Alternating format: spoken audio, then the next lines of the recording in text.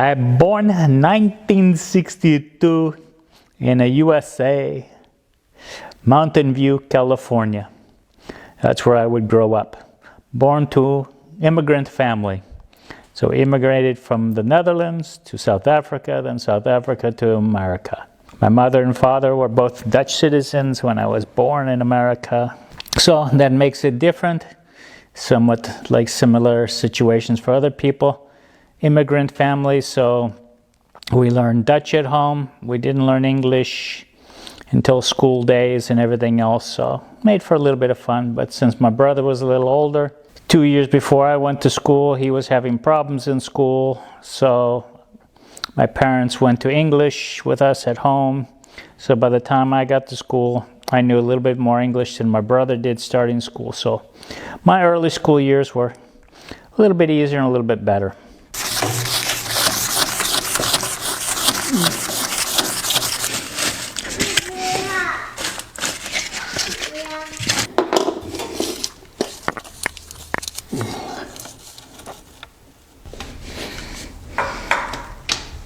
Growing up in California, beautiful state, it's warm, good seasons, can go around.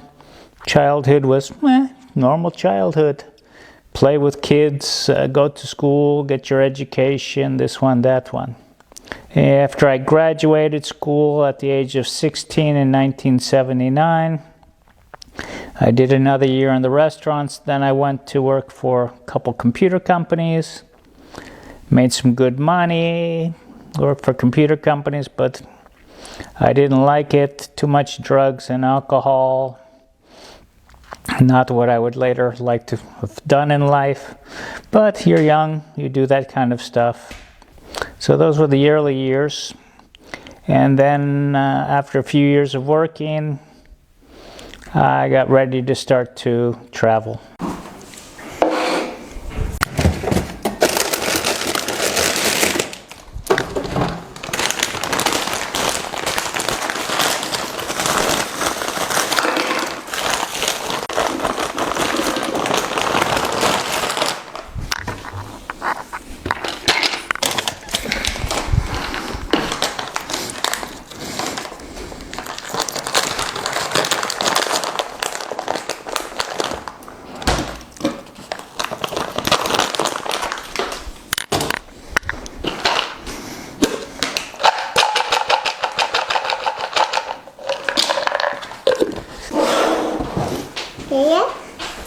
Jana. Good morning. Good morning. Where? Mama. Get for me? Mama. No, you have to get. Mama. No, this is Dada's. Mama's. Where's yours?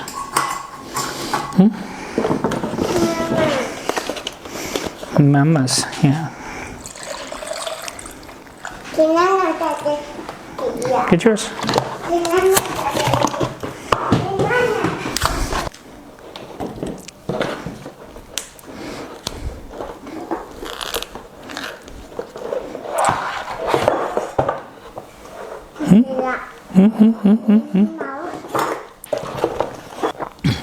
No.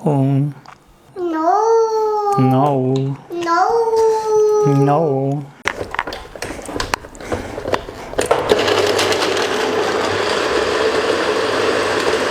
I'd traveled before, mostly during the holidays, down to Mexico by bicycle and with my uncle and other people to celebrate the holidays down in Mexico, since I didn't celebrate with the family in America when I was about probably 15, 16. Started my parents, because that's the only time my dad could get vacation from his business. So my parents would take their vacation together, and then me and my brother were free to go with friends or do whatever we wanted.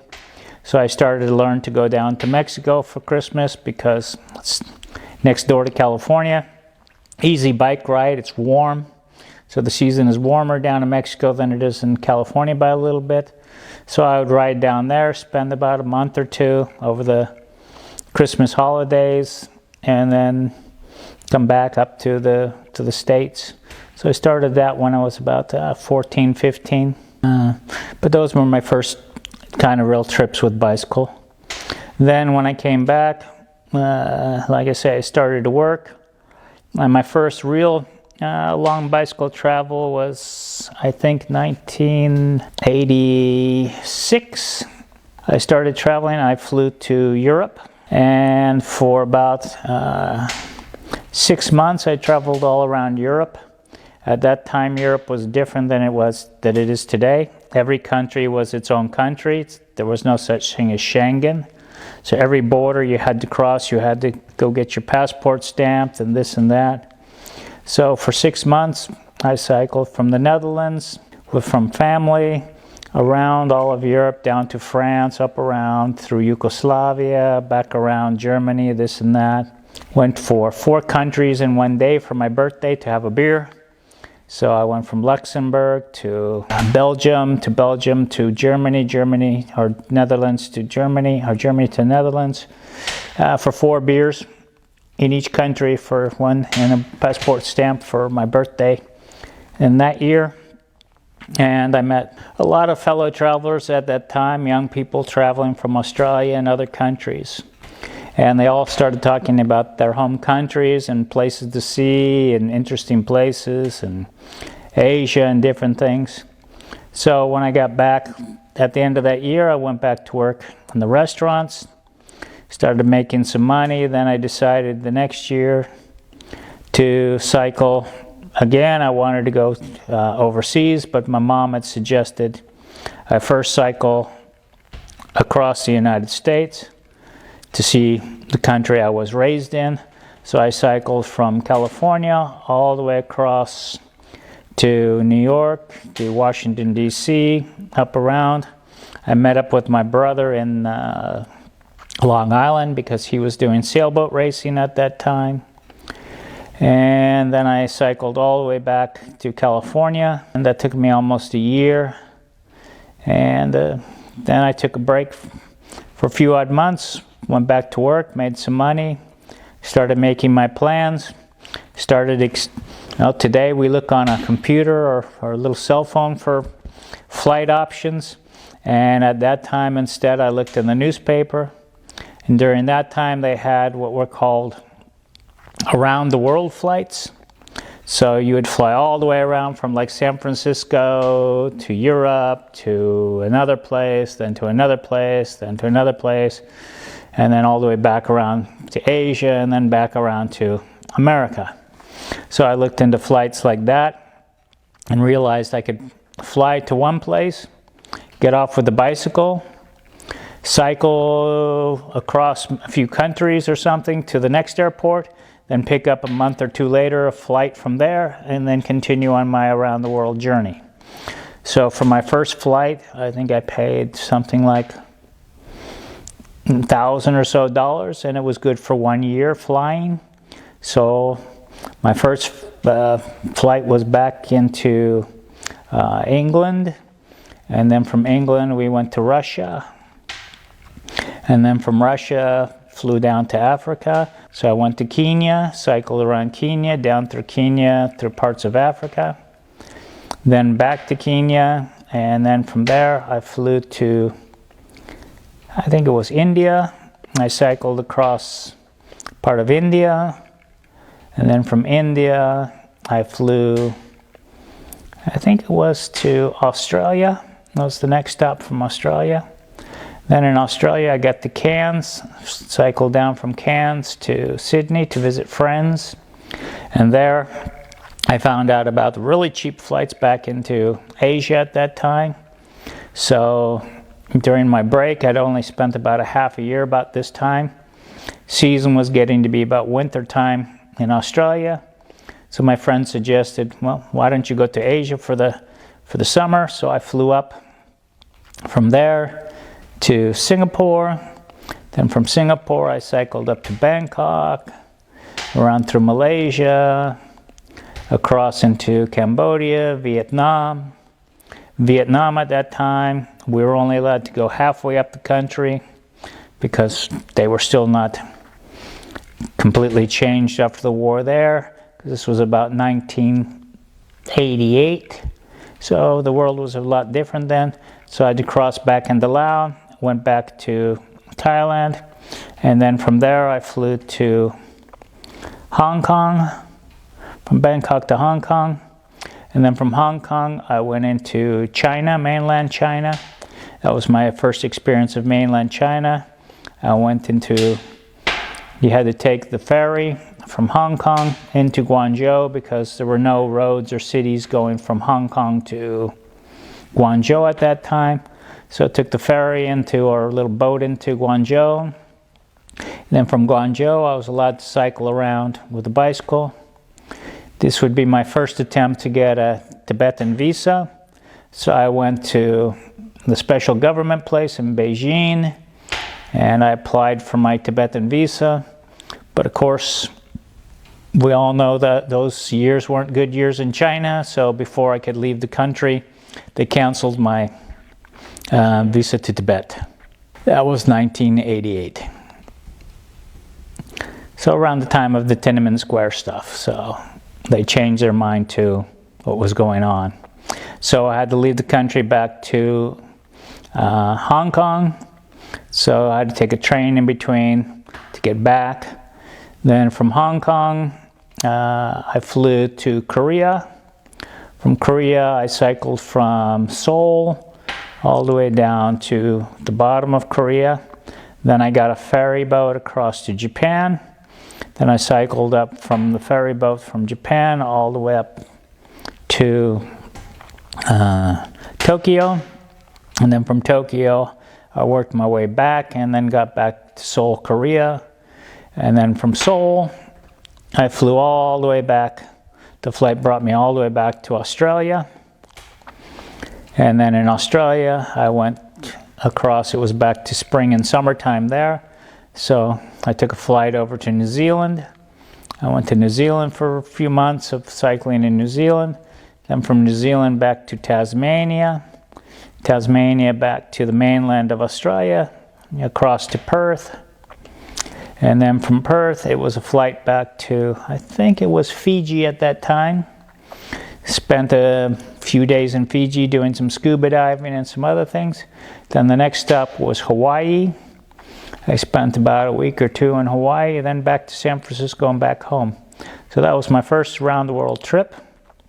So I got a real good taste for these around-the-world trip flights. And then I had to go back to work for a little while. And then as soon as about 6 months or so came around, I planned my next bike trip.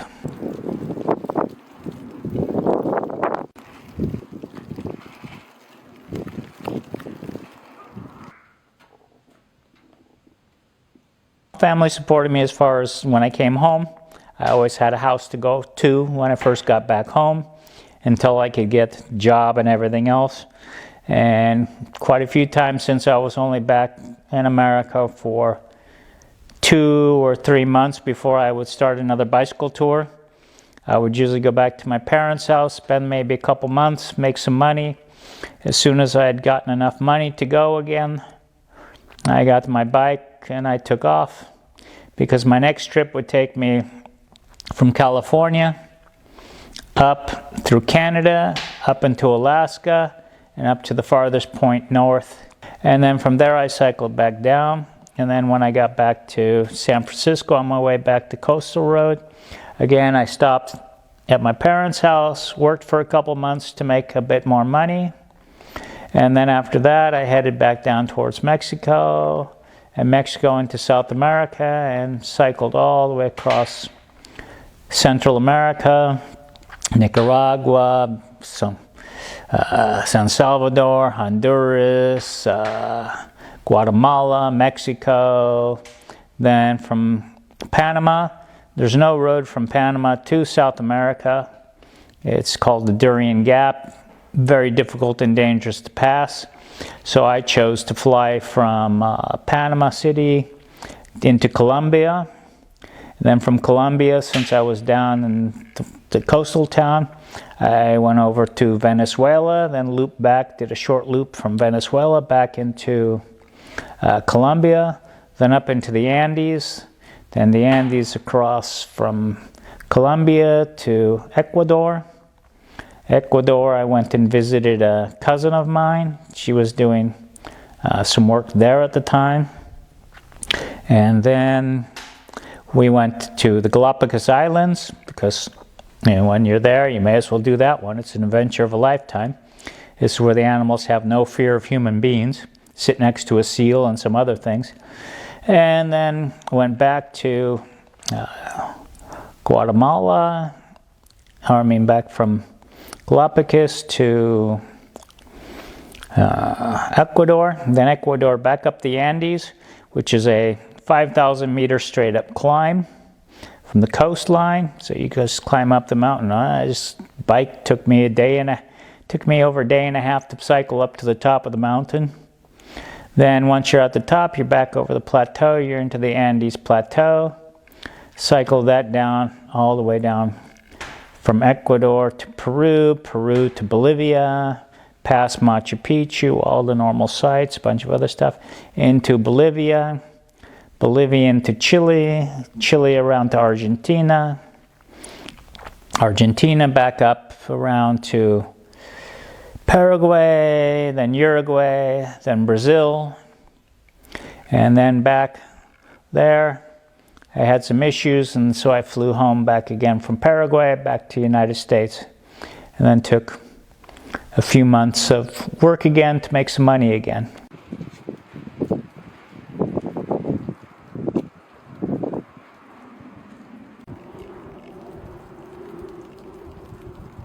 The first 20 years is growing up. Then after that, I started the travel phase for about 10 years, from about the age of 23, 24 to 31 or 2. I did traveling around the world. That's when I did all the bike adventures.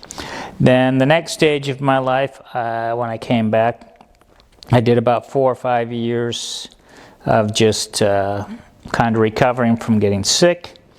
Then I went back to Asia, went to Nepal, India, Nepal, and Tibet. Finally got into Tibet and finished my learning from stuff that I'd learned earlier in India, to find out what I'd learned in India was a completely different Buddhism than what I wanted to learn.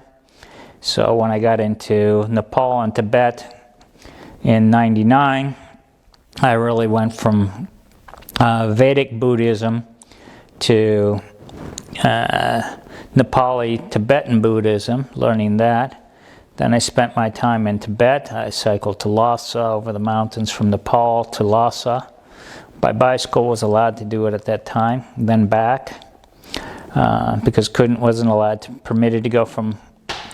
It was a different kind of visa back then, so I couldn't just take the same visa and go into mainland China. It was good for only, even though it was a Chinese visa, it was only good for Tibetan area, not for mainland, so I had to go back to Nepal.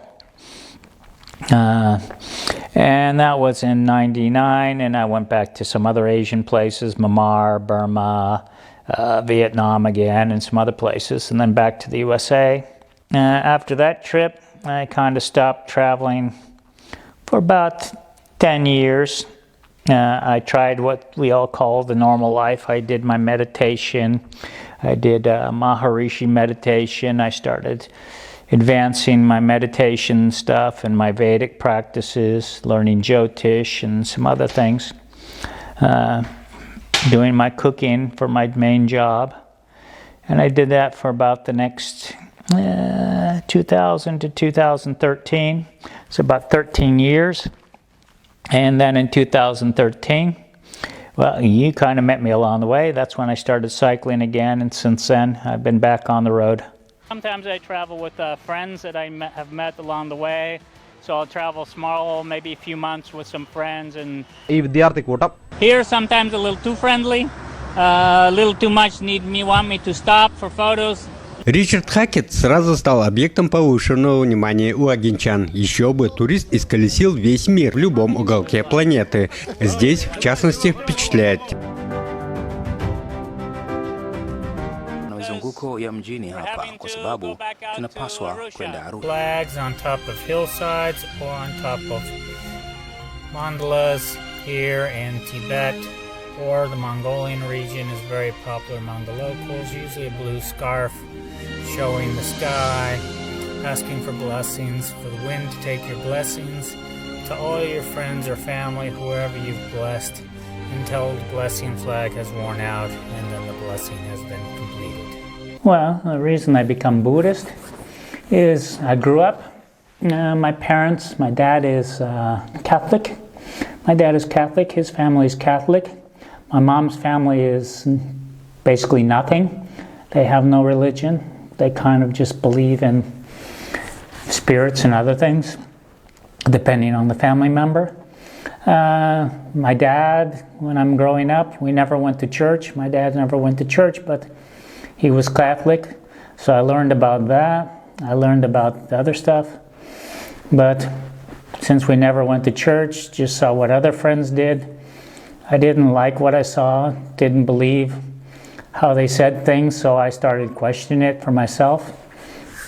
And then later, when I started to travel the world, I saw different religions practiced different ways in different countries, more so than in the United States.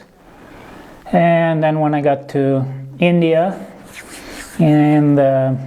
somewhere in the 80s, late 80s, in India I started seeing the Hinduism, this very big spiritual, religious, yoga, this, that, the next thing. So I started to learn. I looked at a couple of them. Wasn't interested in Hinduism, 3,000, 8,000, 2,000 gods. Really wasn't my cup of tea.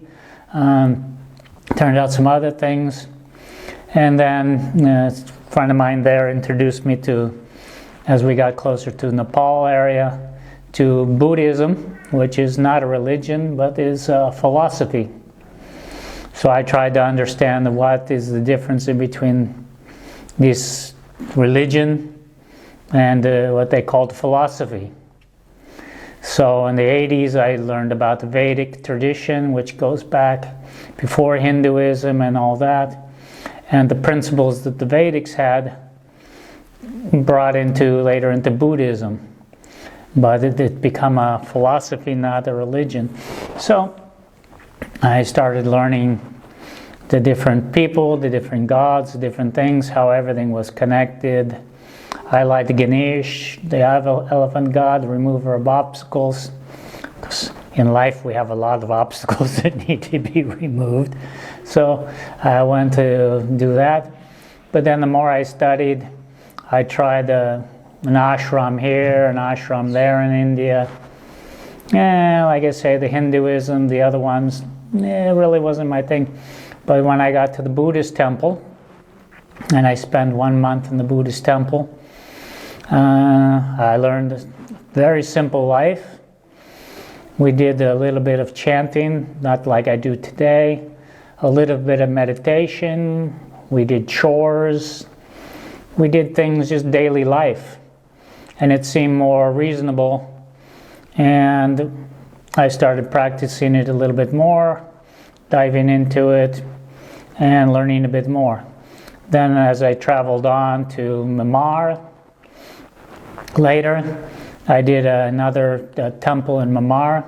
There I learned to walk with a begging bowl, learn humility, learn some other of the aspects of the Buddhist philosophy. There it's turned more into a religion, but still the basics are the philosophy. So I kind of liked it. And then into Thailand, even more religious like Buddhism, but also you can get to a lot of temples and a lot of monasteries where it's still more philosophy-like, and the practices and the stuff was good. Like I say, started in 1980 something. I didn't call myself Buddhist until probably in the 90s when I started saying, okay, I believe in the Buddhist philosophy, mid-90s, and then I wanted to go to places like Tibet and learn more about the Tibetan Buddhists because I saw that was even a little bit more different. I'd already been now by then to Korea and Japan, saw the offshoots, Taoism, Taoism, but the different forms of Buddhism. And I started learning from different teachers to take what you can understand, let the rest go, take it as a seed. If someone tells you something, it's like being planted a seed of knowledge. Maybe later you'll understand it when your level is to understanding it, this and that. I liked some of the practices and principles, but again, I don't like when it becomes religious.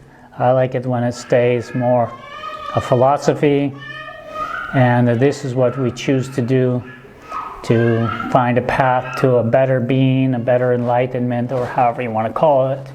Everyone has a different name for it.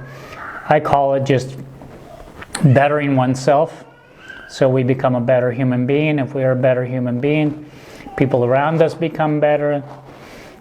Our actions, the way we look at the world, it becomes better, it becomes more peaceful. So it becomes easier, less stressful.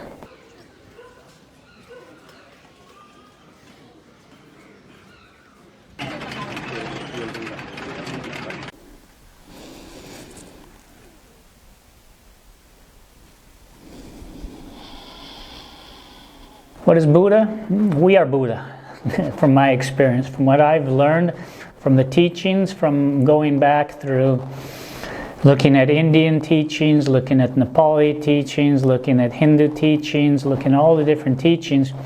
If I go back to the original, what Buddha is we are Buddha. Everyone is born with the ability to be a Buddha within, a person who can reach a higher, better person.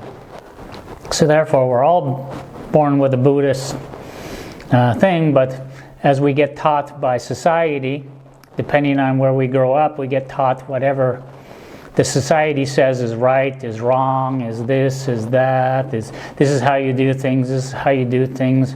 Whether or not you chase money more than something else, chase happiness, contentment.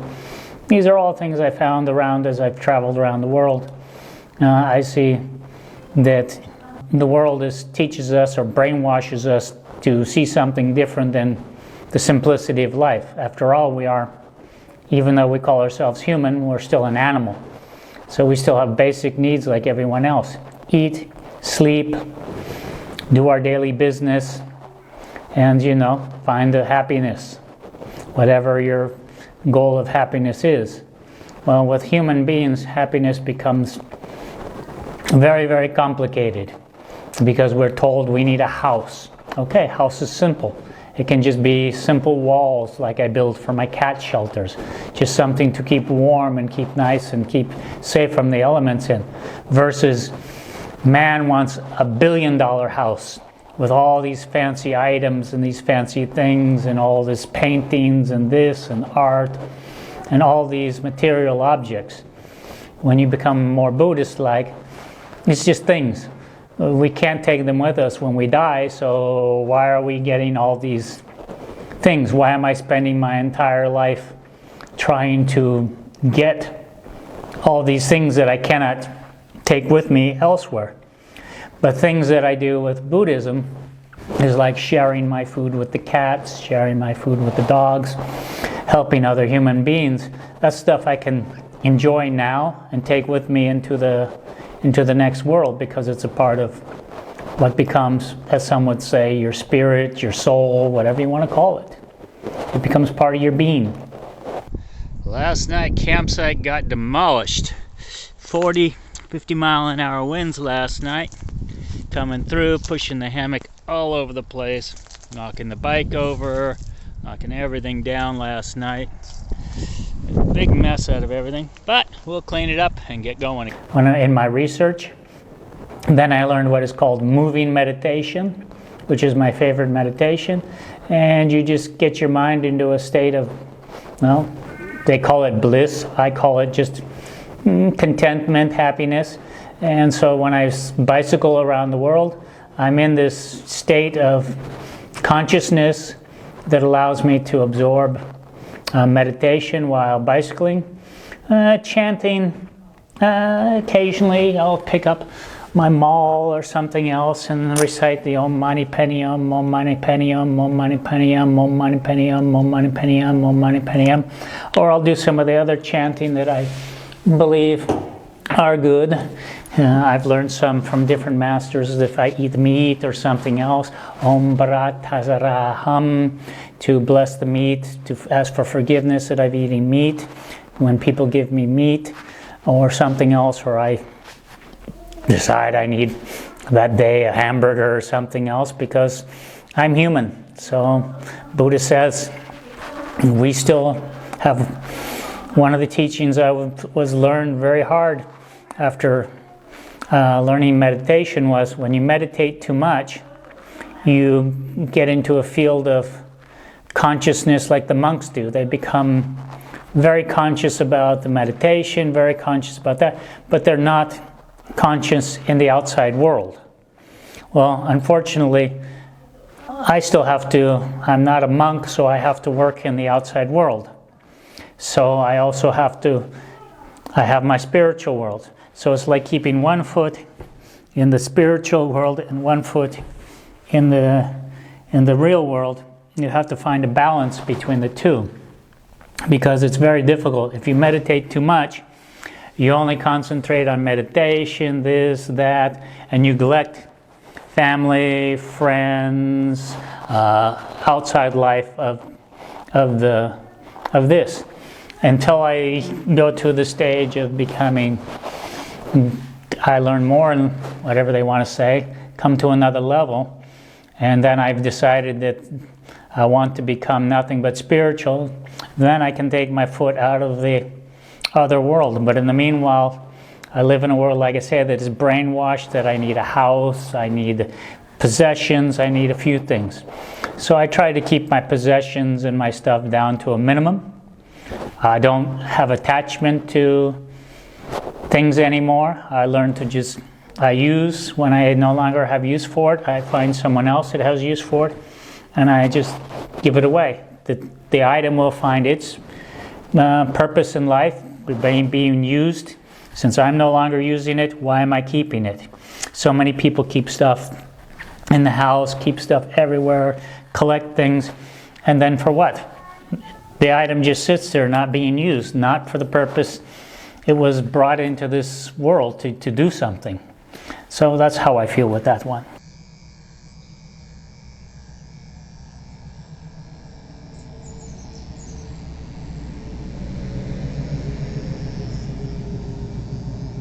I've had a few houses in America, different stages of my life. Like I say, different levels.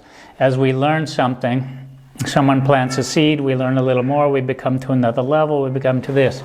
During a few years of my life, after I had traveled and done a lot of stuff, the first realm of my first 10 years of travel, I went back to the States after being sick. I started getting sucked back into, as people would say, back into the normal brainwashing part of life. I started losing bits of my meditation and everything else. The practice was becoming less and less. I was becoming more. I had the girlfriend, I bought the house, I was working more, saving money, building stuff, building more money, bigger house, better things, sold the house, better house, new house, taking care of the girlfriend, needing the requirements that need there. Again, still practicing my TM, practicing my meditation, but just not the same as I do now, not like the moving meditation. So after a few odd years, I started missing that, and I changed back to, that's the years that I traveled to Tibet, and then again reinforced my views on Buddhism, this and that, and tried to find a better balance when I came back. So I moved to out to Iowa, and then in Iowa that's where I was last living. I built a house there that was specifically designed for Vedic principles. So it's like, I would almost say, a temple house. It's built kind of like a temple house. So the house was very simple. You would walk in, open area, sort of like this house is, open area. The backside had a kitchen. Everything was facing feng shui or Vedic directions for peace and harmony. Bedroom was simple, the stuff was there. inside the house, I had a lot of tapestries and different things hanging around the house to remind me of meditation and this one and that one. I started work at the university, and there I was a chef, so I was cooking organic vegetarian food for all the kids there for about 3.5 years. I also worked at a place called the Raj, which was a Vedic place, again, cooking medical stuff, learning from Vajas, basically, I guess I would call a big type monk. They're monks that chant and bless, but also the Vajas are doctors that know all the principles of the history of the natural healing from the Vedic, which is part of Buddhist teachings, also found in Chinese TMC. This all comes from the Vedic principles, so all comes to the same.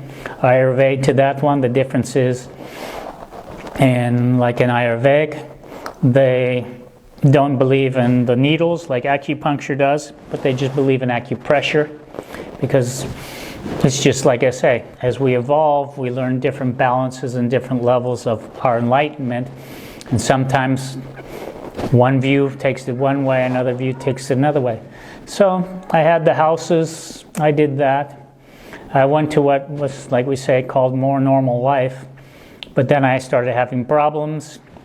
Life became more difficult. People, of course, that I was around were doing things that weren't right, being less spiritual, less in harmony with nature, so it became difficult, and I decided after a while with problems, I was going to sell everything and start a life of travel again.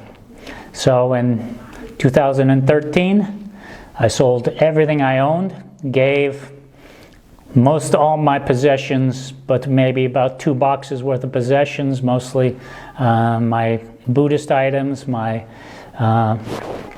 spiritual items, but even a lot of those I gave to friends that believed in it and everything else, and I gave all my possessions away. And I left the United States in 2013 with a bicycle and 4 bags, and started on the road back to finding spiritual peace and happiness.